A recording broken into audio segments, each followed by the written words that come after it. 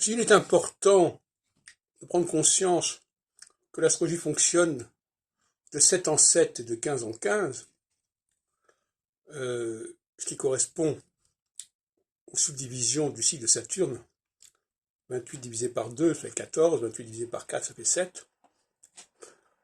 Il faut aussi savoir deux choses. Premièrement, que de 7 en 7, on passe d'une phase A à une phase B, à des phases contradictoires, alors que de 15 en 15, on passe à des phases similaires.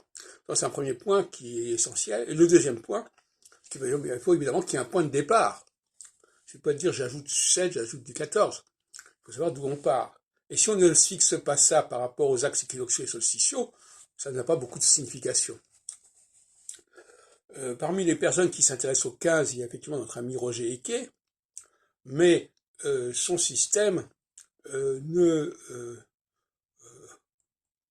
fonctionne ni au niveau d'un point de départ précis et cohérent, ni au niveau d'une alternance entre des phases d'un certain type et des phases d'un autre type. Alors, j'ai préparé, donc il y a là une méthodologie qui me paraît très, très fructueuse, à savoir, vous partez d'une phase, d'un moment précis, alors là, effectivement, vous pouvez prendre n'importe quel moment, et vous ajoutez 7, vous ajoutez 15, vous verrez que si vous ajoutez 7, vous allez avoir des situations complètement opposées à celles du point de départ, et si vous ajoutez 15, vous allez avoir des situations analogues à celles du point de départ. J'en aurai des exemples multiples.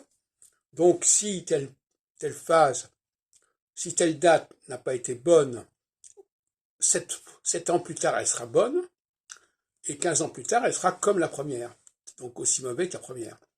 Si une phase a été mauvaise, si un événement a été mauvais, vous ajoutez 7, et vous aurez un événement positif.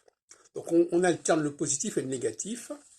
C'est pas forcément le même pour tout le monde, parce que pour certaines personnes, la phase équinoxiale est positive et la phase solsticiale négative. Pour d'autres personnes, la phase solsticiale est négative, etc.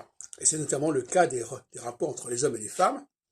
Les phases équinoxiales sont favorables aux femmes, les phases solsticiales ne leur sont pas favorables. Les phases solsticiales sont favorables aux hommes, les phases équinoxiales ne sont pas favorables aux hommes.